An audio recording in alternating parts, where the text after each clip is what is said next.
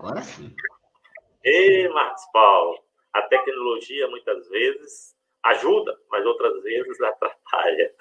E graças a Deus, deu tudo certo, bora esperar as pessoas irem entrando, porque tivemos um probleminha técnico e superamos o problema técnico, né? Então, agora só resta a gente esperar o pessoal entrando, já 2 pessoas entraram, e aí estão entrando. E assim que entrar mais pessoas, a gente dá início à nossa escola vivencial de formação virtual. Como é que está você, meu ilustre Marcos Paulo? Boa noite, Jane. Boa noite, povo de Deus, paz e bem. Estou bem, embora realmente às vezes a tecnologia nos prega uma peça, mas eu acredito que é para nos manter sempre vigilantes, que nem sempre aquilo que a gente programa dá sempre certo. É preciso tá sempre de olho, né, nas coisas para que tudo ocorra bem. E Estou vendo as pessoas entrando, Edmundo perguntando se ele está sendo visto aí. Edmundo, você está sendo visto, a gente está vendo que você está perto. Pode ficar despreocupado, meu irmão. Estou esperando o povo entrar mais um pouco, aí já podemos dar início à nossa escola vivencial de formação virtual, Marcos Paulo. Hoje, Marcos, 29 de setembro de 2020, um dia especial. Por que um dia especial? Porque é o dia dos arcanjos, São Miguel, São Gabriel, São Rafael. Sabemos que São Miguel significa semelhança de Deus. São Gabriel, Deus é meu protetor. E São Rafael é a cura de Deus. Os arcanjos, eles são a alta hierarquia dos anjos. Eles atendem diretamente do Deus. São os mensageiros dos decretos de Deus aqui neste mundo. Que bom que a gente tem aqueles mensageiros que está ao lado do Pai e que se intercede por nós, que são os nossos arcanjos.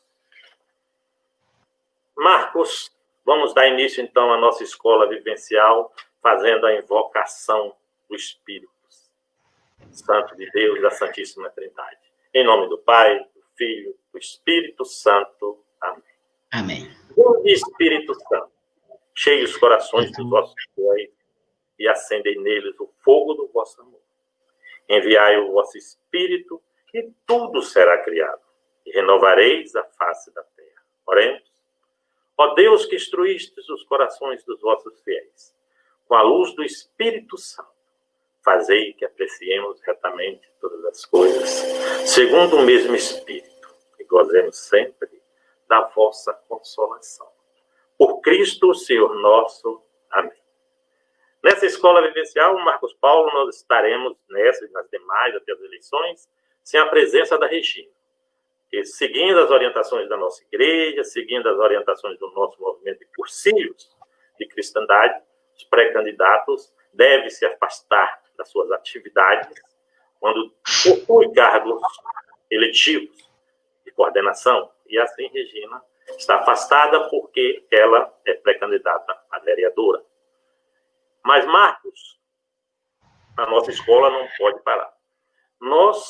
Eu e a Regina, fomos acometidos pelo coronavírus, passei momentos difíceis, precisei internar. Fiquei internado porque meu pulmão ultrapassou 25%, chegou a menos de 50%. E aí, quando você tem uma infecção no pulmão, você tem que ter um acompanhamento mais de próximo. E do 9º dia ao 13º dia, vou te dizer, não foi fácil, não. Não foi fácil, porque é muita certeza, a gente não sabe se a doença progride. Eu não perdi em nenhum momento a esperança, a fé em Deus.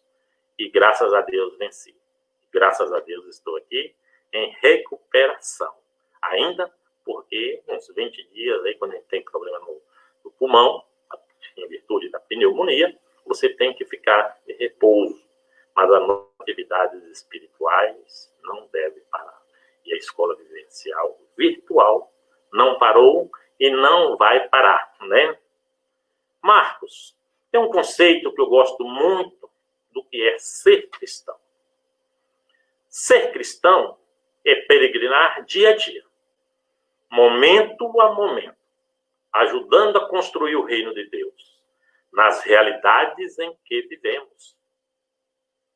É viver encarnando em nossas vidas os critérios deste reino e deste reino, e ser testemunhas e seguidores de Jesus, o Mestre e o Senhor. É viver com certeza da graça, o apoio do Espírito Santo e a materna intercessão de Maria Santíssima, Mãe de Deus e da Igreja. É despojar-se de toda vaidade humana. É não querer passar para os outros uma falsa imagem de si mesmo. É não querer passar para os outros uma falsa imagem de si mesmo. É colocar-se com humildade e confiança na presença do Senhor. Santo Agostinho nos ensina: a humildade é o primeiro degrau para se alcançar a sabedoria. A humildade é o primeiro degrau para se alcançar a sabedoria. E nós, cristãos, cursilistas, sejamos humildes. Que nós venhamos desaparecer para que Cristo que está dentro de nós, que somos templo do Senhor, para que Ele apareça. E assim, Marcos Paulo, vamos fazer a leitura do Evangelho de hoje, o Evangelho de João, capítulo 1, versículos de 47 a 51. João, capítulo 1, versículos de 47 a 51. Proclamação do Evangelho de São João. Jesus vê Natanael, que lhe vem ao encontro e diz: eis um verdadeiro israelita, no qual não há falsidade. Natanael pergunta-lhe: de onde nos conheces? Respondeu Jesus: antes que Felipe te chamasse, eu te vi quando estavas debaixo da figueira. Falou-lhe Natanael: tu és filho de Deus? Tu és o rei de Israel? Jesus replicou-lhe: por que te disse que te vi debaixo da figueira? Crês? Verá coisas maiores do que esta. E juntou: em verdade vos digo, vereis o céu aberto e os anjos de Deus subindo e descendo sobre o Filho do Homem. Palavra da salvação. Glória a vós, Senhor. Boa noite, povo de Deus. Mais uma vez, nós estamos aqui nessa live de toda terça-feira para que a gente possa um pouco abrir as possibilidades, os leques da nossa caminhada, né, as ideias de ser cristão a partir da pessoa de Jesus de Nazaré. E é importante até contextualizar um pouco antes do evangelho que foi lido, 2 versículos acima, é Felipe quem convida Natanael para ver Jesus. Felipe faz o seguinte: encontramos aquele a quem Moisés escreveu na lei e também os profetas. É Jesus de Nazaré, o filho de José. Natanael disse: de Nazaré pode sair coisa boa? Felipe respondeu: venha e você verá. Olha que coisa que às vezes até acaba que a gente hoje vive esse mesmo dilema, esse mesmo problema.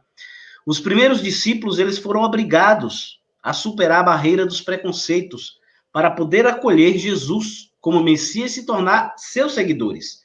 Natanael não podia aceitar que de Nazaré, cidade mal afamada, pudesse sair algo de bom, muito menos o Messias. Então, assim, esse problema de Nazaré desdobrava-se num rosário de outras evocações tomadas como negativas. E a gente pode enumerar: Jesus era pobre, de família sem prestígio, um indivíduo sem expressão moral ou cultural, enfim, Jesus era por assim dizer, um desclassificado. Mas é interessante, aí eu lembro da frase de Dom Pedro Casaldáliga, que disse que em Jesus Deus se fez carne, mas também se fez classe. Jesus é aquele que caminha na história e faz história conosco. Jesus é aquele que toca na humanidade como a humanidade é. Não é pelo poder, não é pela riqueza, mas é pela simplicidade. E nós precisamos aprender. E é interessante que Jesus, antes mesmo, e aí Jesus sempre nos surpreende, assim como fez com Zaqueu, ele primeiro toma a iniciativa e Jesus diz: eis aí um israelita verdadeiro sem falsidade. E desarma Natanael. E Natanael diz assim: mas de onde me conheces? E aí Jesus fala tudo que, algumas coisas para ele, só antes que Felipe pudesse te dizer alguma coisa sobre mim, eu já tinha te visto. Então, Jesus nos conhece, Jesus sabe quem a gente é. Então, a verdadeira oração não é aquilo que a gente pede, mas o quanto eu posso me abrir para a novidade que é Jesus de Nazaré. E aí Jesus disse, olha, e aí ele faz aquela grande proclamação de fé: Rabi, tu és o Filho de Deus, tu és o Rei de Israel. E eu digo a vocês, contextualizando, trazendo um pouco para o tempo de hoje, nós vivemos, infelizmente, o mesmo preconceito que Natanael e todos aqueles conterrâneos de Jesus tinham. Infelizmente, nós ainda acreditamos num Deus todo-poderoso. Acreditamos num Deus longe da gente. Mas o Deus que se fez carne e se fez classe foi um Deus que quis se aproximar da nossa humanidade, pisou o chão da nossa história, caminhou conosco. Portanto, viver plenamente a humanidade de Jesus é trazer sua divindade para o chão aonde ele pisou.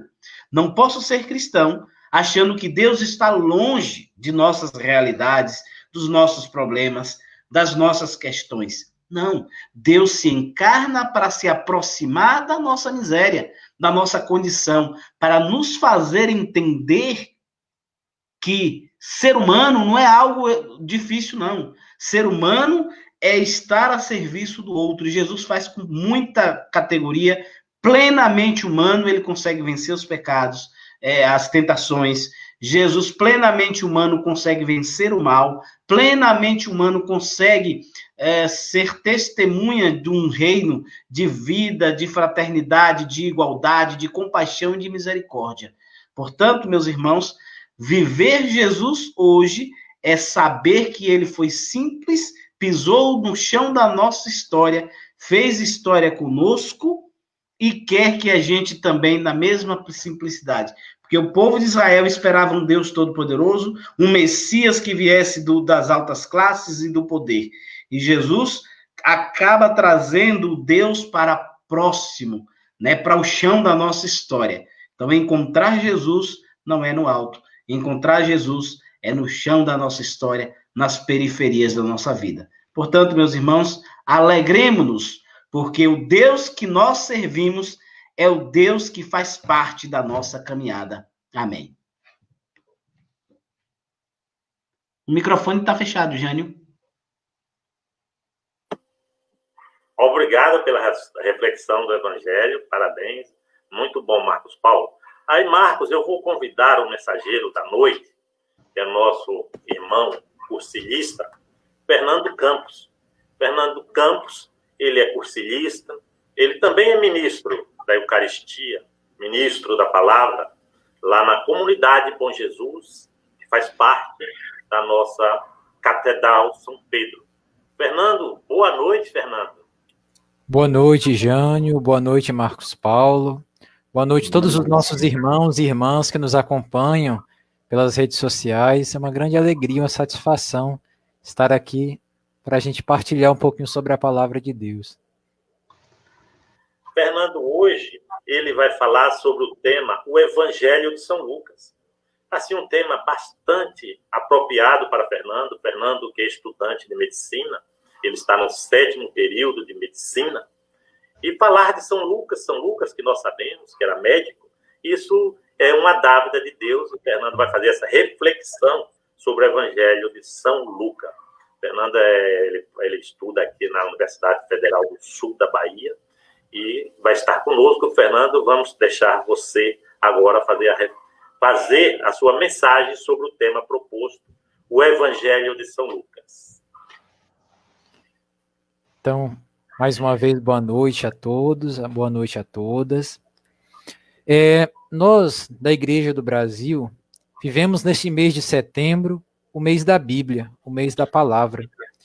E nesse contexto do mês da Palavra, nada melhor do que nós conhecermos esta palavra de salvação, esta palavra de Deus para nós. Eu gostaria hoje de fazer justamente esse bate-papo, esse diálogo sobre um livro muito especial na Bíblia, que é o Evangelho de São Lucas. Lucas, que é esse anunciador da misericórdia de Deus, anunciador da bondade e do amor de Deus em nossas vidas. E assim, eu gostaria de ir fazendo algumas perguntas. Na medida que eu vou perguntando, a gente vai meditando também sobre este evangelho tão bonito. Primeiramente, quem foi São Lucas, né? Lucas, ele é um grego nascido na região da Turquia, naquele tempo. Toda essa região da Turquia fazia parte do Império Grego. E Lucas, ele escreve para os pagãos. Nós ouvimos, na semana passada, nosso irmão Luiz Antônio falando sobre o Evangelho de Mateus. E Mateus, ele prega aos judeus convertidos, enquanto Lucas prega a todos os povos fora do contexto do povo de Israel. Lucas, ele é um homem muito didático nos seus escritos. Então, ele fala explicando aos pormenores a vida de Jesus, as palavras de Jesus, cada fato na sua sequência, como ele aconteceu. Lucas, ele tinha por profissão médico. Então, São Paulo, na carta aos Colossenses, fala, meu grande amigo médico, Lucas. Mas também, segundo a tradição, ele era artista e pintor. A tradição também atribui a Lucas um dos primeiros quadros da Virgem Maria, que hoje nós conhecemos como Nossa Senhora do Perpétuo Socorro, é parte da obra artística de São Lucas. E o objetivo de Lucas, ao escrever o Evangelho, a metodologia que ele usou, foi justamente sistematizar os fatos e as palavras de Jesus para transmitir. Marcos, por exemplo, o Evangelho de São Marcos, ele é uma adaptação, ele é uma síntese das mensagens que Pedro pregou, e Marcos, ali como discípulo de Pedro, foi sistematizando aquelas palavras, porém ele não coloca nenhuma ordem cronológica. Já Lucas não. Ele faz todo um processo cronológico em seu evangelho. E o que e a quem Lucas escreve? Como nós sabemos, a escritura, a princípio, ela foi transmitida de forma oral. Então não eram textos escritos. Os textos escritos vieram mais tarde. Então, os apóstolos, as comunidades primitivas, iam transmitindo de pessoa a pessoa, de geração em geração, os acontecimentos da vida de Jesus e também a mensagem de Jesus. Era transmitido de pai para filho, era transmitido nas celebrações litúrgicas, era transmitido nas pregações. Porém, com o tempo, viu-se a necessidade de escrever, de transcrever essa mensagem, até mesmo para poder ser mais fiel aos fatos, também para dar uma forma mais fiel à doutrina, porque a gente sabe que existiam muitas heresias naquele tempo, e vários escritores sagrados, entre eles Lucas, inspirados pelo Espírito Santo, vão transcrevendo esses fatos, esses acontecimentos, e chegaram até nós como os livros da Bíblia. Lucas, nós podemos pegar na Bíblia, Lucas capítulo 1, versículo 1 e seguintes, eu gostaria de ler com vocês, é uma passagem muito interessante onde ele fala justamente sobre esse objetivo. Né? Lucas capítulo 1. Muitos empreenderam empreenderam-se em compor uma história dos acontecimentos que se realizaram entre nós, como nos foram transmitidos desde o princípio por testemunhas oculares que se tornaram ministros da palavra. São Lucas continua. Também a mim me pareceu bem, depois de haver diligentemente investigado tudo desde o princípio, escrevê-los a ti, segundo a ordem, excelentíssimo Teófilo, para que conheças a solidez daqueles ensinamentos que tens recebido. Então, nesse texto, a gente vê pelo menos 3 mensagens, 3 reflexões que nós podemos tirar. Primeiro, Lucas, ele faz um ordenamento, uma sistematização da vida de Jesus, seus ensinamentos, seus fatos, sua vida, sua história. Depois, ele procura transmitir de uma forma bem catequética para Teófilo, ali representando as comunidades primitivas, a mensagem de Jesus, a mensagem da boa nova do Evangelho. E, por fim, ele procura transmitir uma pessoa. O Evangelho é uma pessoa, é Jesus. Não se trata ali de um texto histórico, científico, uma fábula, um conto, mas é a transmissão de uma vida. Um Deus que se encarnou por nós para nos salvar, ressuscitou para nos dar uma vida nova. Então, é algo totalmente novo na história da humanidade. E foi a partir desta palavra, deste evangelho, que milhões, milhares de homens e mulheres entregaram as suas vidas ao longo de toda a história. Nós vemos os primeiros discípulos, os primeiros cristãos, entregavam suas vidas às feras, nas arenas romanas, para ali testemunhar Jesus Cristo. E essa história, essa mensagem foi sendo transmitida de geração em geração, e hoje nós podemos aqui estar meditando, estar falando e conhecendo melhor a Jesus Cristo. Outro ponto que eu gostaria de abordar é: quais são as características do Evangelho de Lucas? Alguns pontos importantes, ele vem nos trazer algumas pinceladas. Primeiro, Lucas, diferente de Marcos, ele faz um evangelho cronológico de Jesus. Então ele começa lá desde o anúncio do nascimento de João Batista, que é parente de Jesus, precursor de Jesus na ordem da graça. E a partir desse fato, ele vai narrando o anúncio a Nossa Senhora, o nascimento de Jesus, a adolescência, a vida adulta. Então ele vai fazendo esse ordenamento da história de Jesus. Lucas também, ele tem um desejo de anunciar a misericórdia de Deus. Então Lucas, ele fala das grandes parábolas, a parábola do filho pródigo, a parábola do publicano e do fariseu, que nós conhecemos, aquele homem que se achava como sendo maior, superior àquele outro que era pecador. E Jesus mostra que não é nada disso. O encontro com Zaqueu, onde nós vemos aquele homem que deixa toda aquela vida de pecado para entregar sua vida a Deus. Então, ali nós vemos o desejo de Lucas de mostrar, de transmitir aquelas passagens da vida de Jesus, a mensagem de Jesus, para anunciar a misericórdia do Pai. Depois, Lucas, ele é também o evangelho às nações.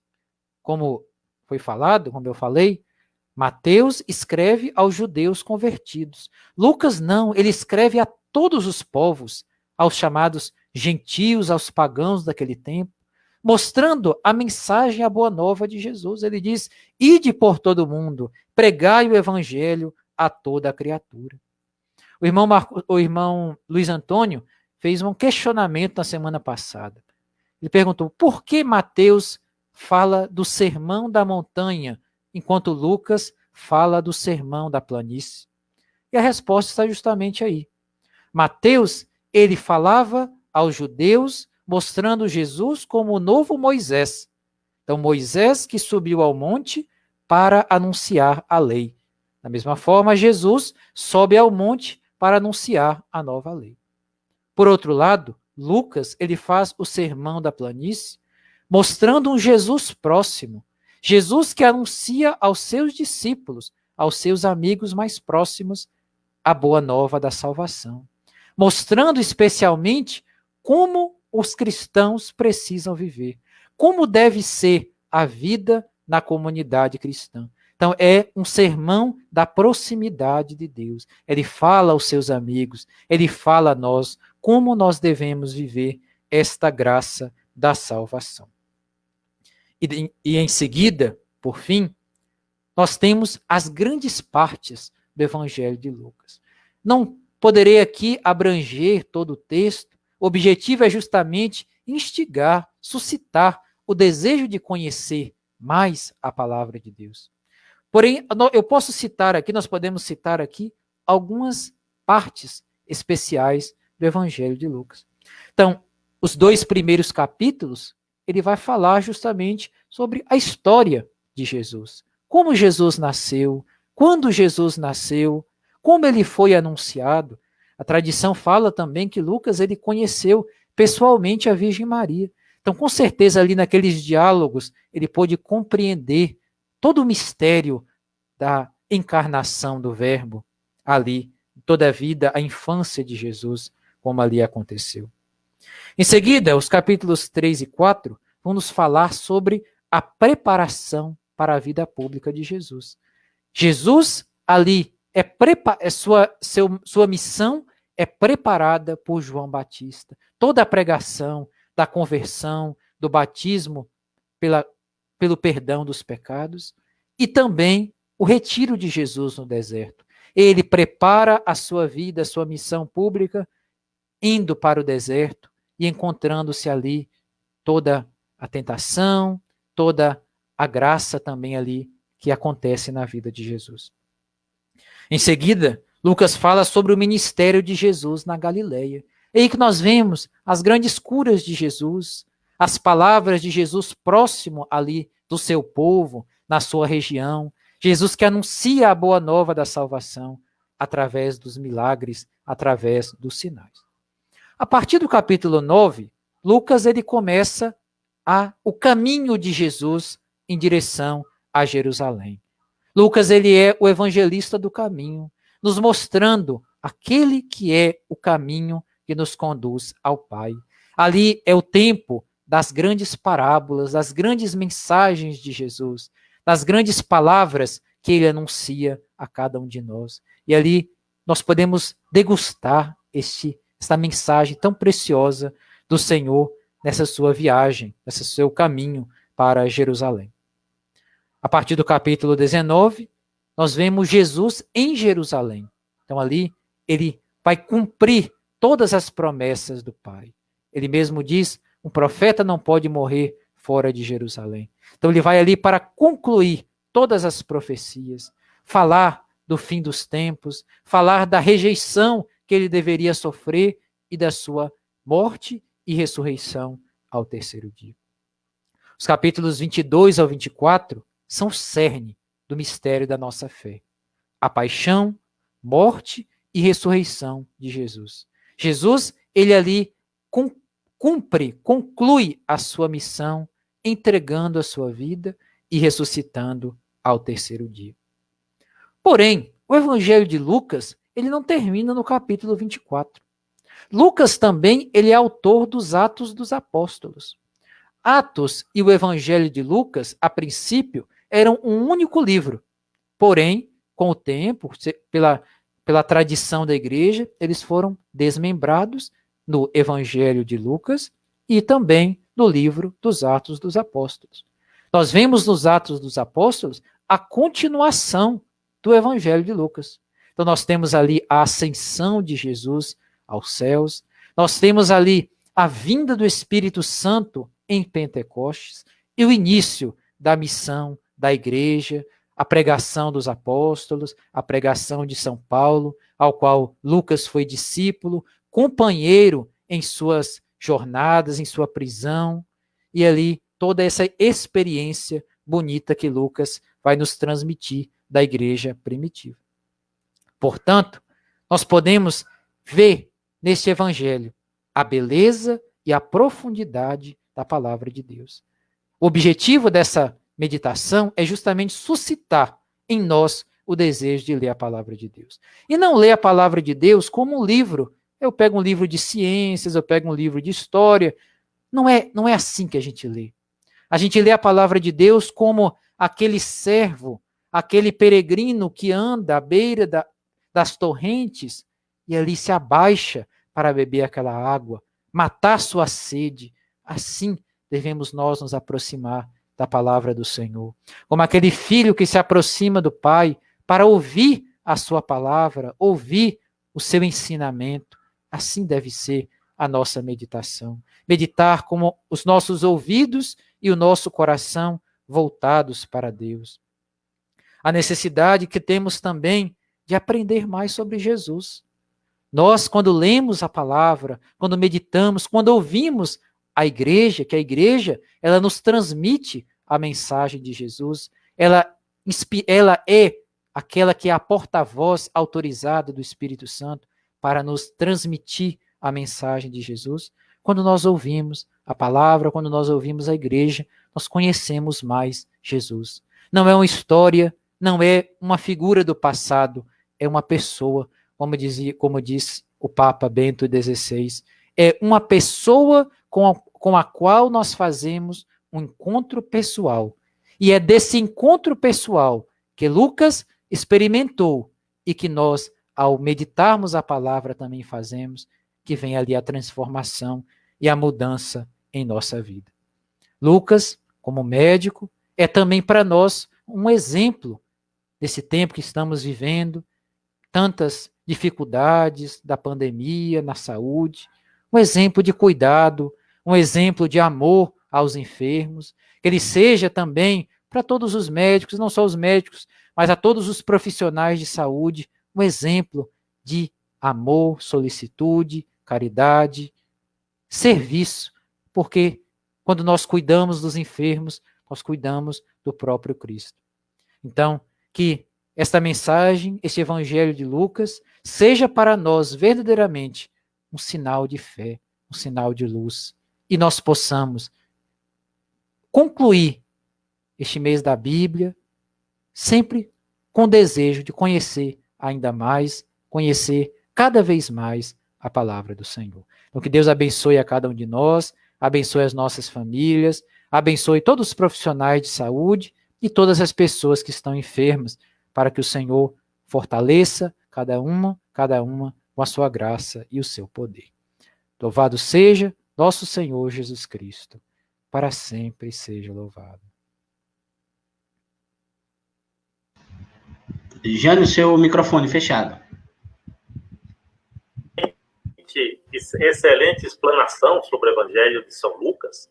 Ele que era médico, ele que era o patrono, que é o patrono não só dos médicos, quanto também dos pintores e dos artistas. Perfeito. Fernando, muitas pessoas aqui interagiram. Eu vi aqui que tem gente de Mairi, minhas irmãs, de Salvador. Várias pessoas interagiram aqui no chat. Edmundo Costa deixou uma mensagem. Arcanjo São Miguel providenciou comigo momento decisivo de tudo que por ele ficou bem resolvido. Oro hoje sua homenagem, honra e glória a Jesus, vários elogios.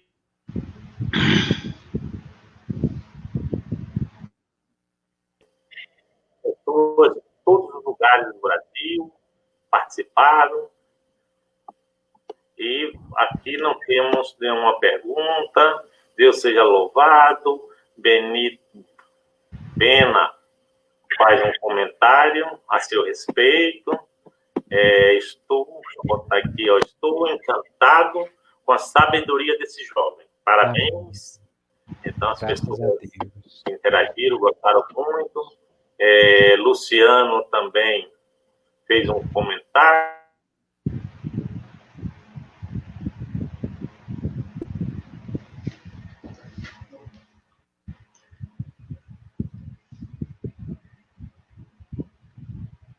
Nas técnicas no início, mas graças a Deus deu tudo certo. A nossa escola vivencial começou com um pouco de atraso, mas chegou ao final com os objetivos que foram.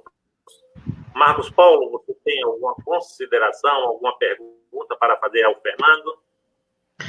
Não só realmente agradecer a Fernando pela simplicidade. Eu acho que o mais, assim, o bom de ouvir Fernando é a simplicidade com que ele coloca as coisas e se torna tão fácil da gente entender.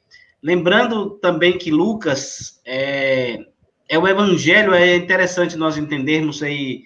Antônio Neto, na semana passada, falando de Mateus, que fala aos judeus convertidos, portanto, fala a partir da montanha, porque havia uma relação muito próxima deles com a montanha, sobre a cercania de Deus. Lucas, a questão da universalidade da mensagem de Jesus. É para todo mundo. Eu gosto de Lucas porque escancara o trem, é para todo mundo, né? E a salvação é universal. A salvação em Lucas é algo que se dá na história, na caminhada. Por isso você também traz um dado importante, uma chave de leitura importante, que Lucas é o evangelho do caminho. Tudo acontece no caminho, nessa travessia. Então, Deus se revela, Jesus se revela na história e no caminho. E essa salvação, ela é integral. E eu acho que um dos grandes problemas que nós temos hoje é que nós temos a dificuldade de achar que a salvação é algo para o pós-morte. E em Jesus e no Evangelho de Lucas, a gente entende que a salvação é no aqui e agora, é no acontecer da história, né? Então, é dentro dessa perspectiva que Lucas trabalha. Tem um estudioso de Lucas, que é o Hans Kuhlmann. Ele é um alemão que é especialista, e ele diz que em Jesus e por Jesus, no livro de Lucas, o tempo chegou ao centro. O importante é o hoje. Aparece 12 vezes hoje. Nasceu hoje para vocês o Salvador, um menino. Hoje a salvação entrou nessa casa. Hoje. Pode pegar várias passagens que ele fala do hoje do Evangelho de Lucas. E eu acho que uma das também grandes chaves de leitura é na passagem com Zaqueu, quando ele diz para Zaqueu, hoje a salvação entrou nessa casa, e depois ele disse, o Filho do Homem veio para resgatar e salvar aquilo que estava perdido. Então, a gente não pode colocar limites na ação de salvação, de misericórdia e compaixão de Deus na pessoa de Jesus. Portanto, uma alegria hoje ouvi-lo, Fernando.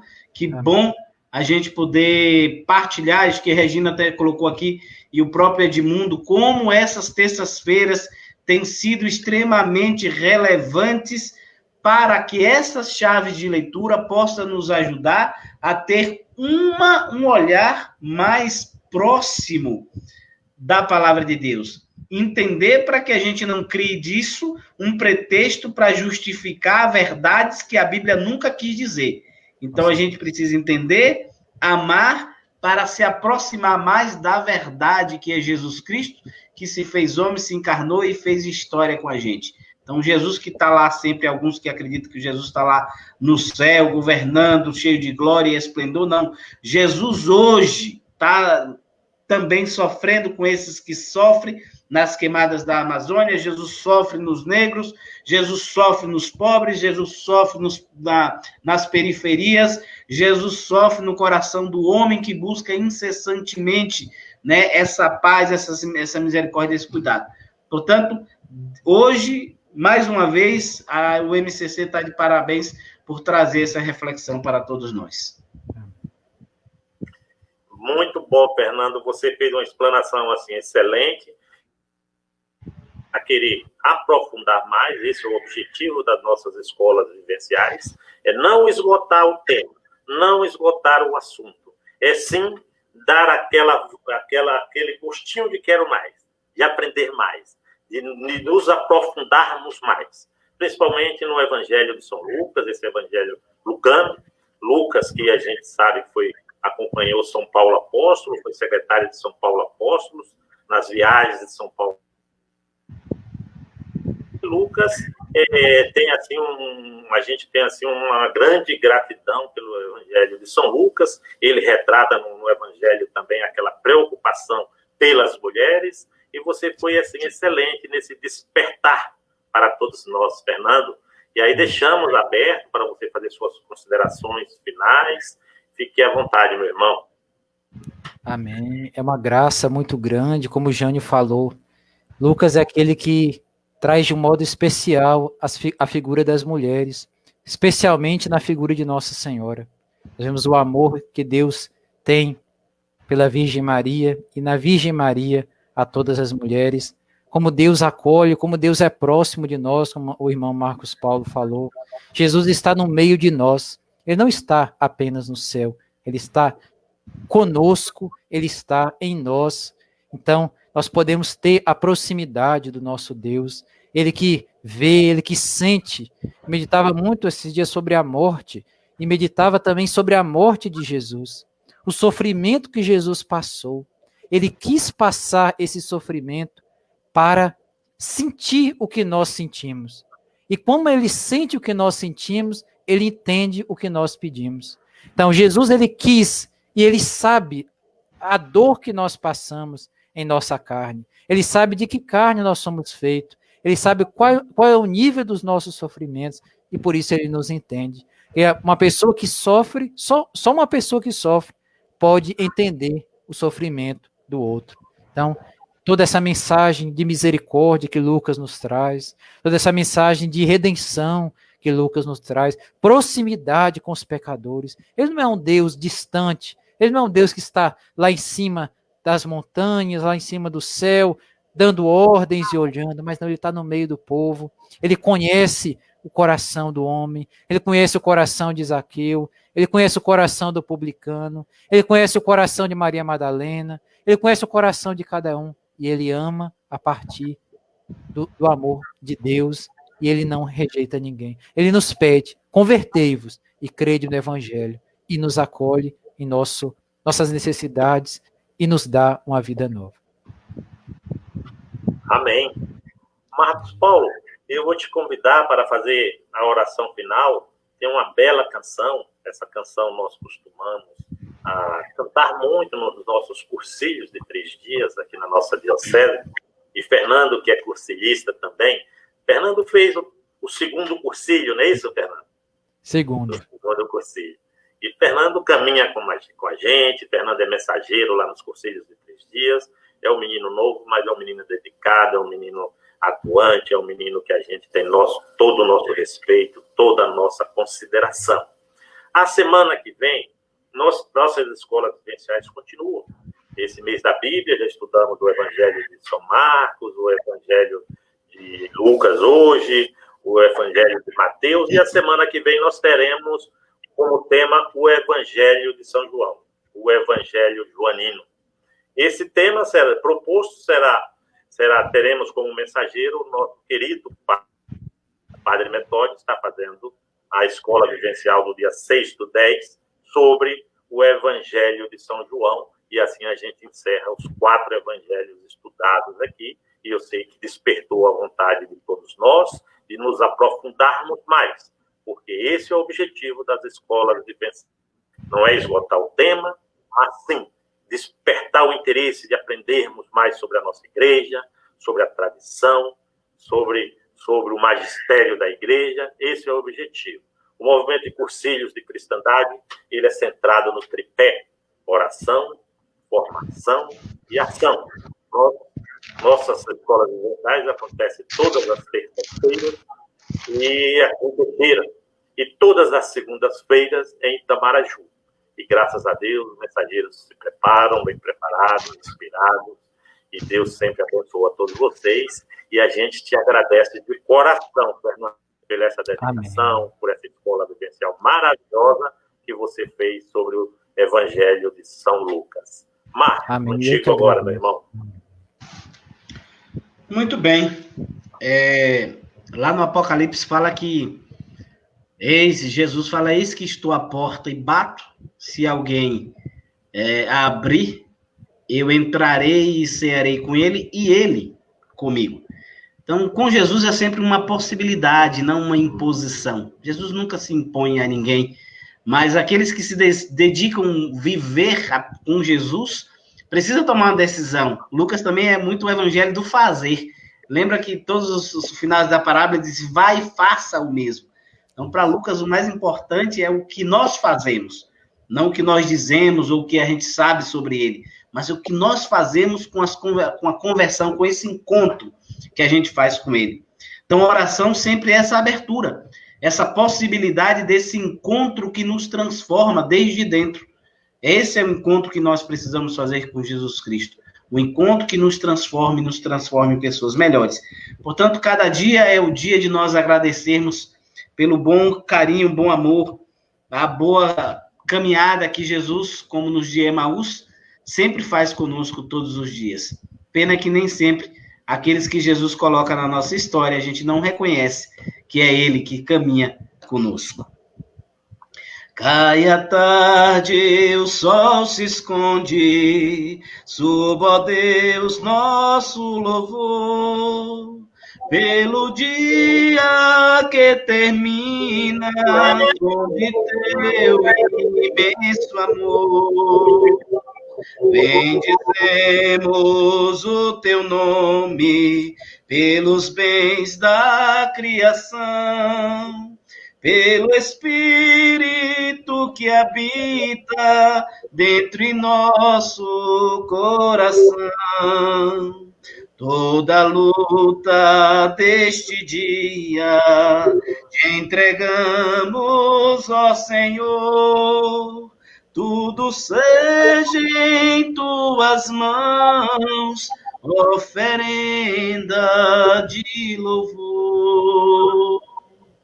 Que a nossa vida, a nossa história, a nossa caminhada, os nossos propósitos estejam sempre nas mãos do Senhor e que a gente sempre tenha um coração agradecido por toda a maravilha que Ele tem feito em nosso meio. Mesmo diante do caos, Deus é o Deus que está ali presente. Horas protestando também contra todo o problema que existe no mundo. Ele não é, o irmão Fernando falou muito bem, ele não é indiferente à nossa dor e ao nosso sofrimento. A bênção final, eu gostaria que o Fernando pudesse intermediar essa bênção e pudesse a todos que nos ouviram nesta noite, né, já que muitos elogios por parte de Benilton é um fã seu, viu? Amém. Esse jovem é um verdadeiro profeta. Amém. Então, o profeta que possa intermediar nesse momento essa bênção. Nós somos, pelo batismo que nós temos, canal de salvação também para os outros. Com certeza. Amém. Nesse dia de São Miguel Arcanjo, dos arcanjos, né? Miguel, Gabriel e Rafael, vamos pedir a intercessão dos santos arcanjos, rezando esse exorcismo de São Miguel, para concluir a nossa noite, pedir a bênção também de Deus sobre nós. São Miguel Arcanjo, defendei-nos do combate, sede nosso refúgio contra a maldade e as ciladas do demônio. Ordene-lhe Deus, instantemente o pedimos, e vós, príncipe da milícia celeste, pela virtude divina, precipitai o inferno a Satanás e a todos os espíritos malignos que andam pelo mundo para perder as almas. Vamos pedir também a Nossa Senhora que ela interceda por nós, Nossa Senhora Aparecida, Rainha e Padroeira do Brasil. Ave Maria, cheia de graça, o Senhor é convosco. Bendita sois vós entre as mulheres, e bendito é o fruto do vosso ventre, Jesus. Santa Maria, Mãe de Deus, rogai por nós, pecadores, agora e na hora de nossa morte. Amém. Rogai, Mãe, por todos nós, rogai pelo teu povo, rogai pela tua gente, pelos sofredores, todos que estão nos hospitais, pessoas que perderam até a esperança, que o Deus da esperança venha visitar a cada um. Todos os sofredores desta hora, também aqueles que cuidam dos enfermos, os médicos, enfermeiros, todos os profissionais da saúde que cuidam dos nossos enfermos, pedindo que Deus possa ser nossa luz e a nossa salvação. Que o Senhor nos abençoe pela intercessão de Nossa Senhora Aparecida. Em nome do Pai, do Filho e do Espírito Santo. Amém. Amém. Então, aqui a gente encerra, Paulo, Fernando, a nossa escola vivencial, agradecendo a presença de todos que estiveram conosco, em especial minhas irmãs de sangue. Eu vi aqui a Josenora, vi a Joelza, eu vi a Gisélia, umas residem em Salvador, outras em Mairi, Bahia, minha terra natal, e todos os outros irmãos das outras dioceses que estiverem em oração por nós, enquanto estivemos enfermos. Graças a Deus estamos bem, estamos recuperados, e a recuperação é lenta e aos poucos. Então, eu fico aqui muito agradecido, Fernando, mais uma vez, pela sua participação. Agradecido ao Marcos Paulo, esse fiel companheiro que está aqui todas as terças-feiras. Esse Marcos Paulo de Baile, que a CNN está de olho nele. Mas o passo do Estado, o MCC, não vai deixar ele, por enquanto. Tá bem? Então, Amém. E boa noite a todos. Fala, Marcos. Boa noite. Não, eu só ia perguntar, já que tem um povo de Mairi aí, se acaso alguém perguntar, e de Mairi pode vir coisa boa, eu afirmo, vem sim. Vem Jânio e todo o povo dele. E tantos outros que estão lá também. Você está fazendo ligação com o evangelho de hoje. Eu estou de olho em você. Valeu, Marcos. Valeu, Fernando. Valeu. Vamos sair do ar aqui.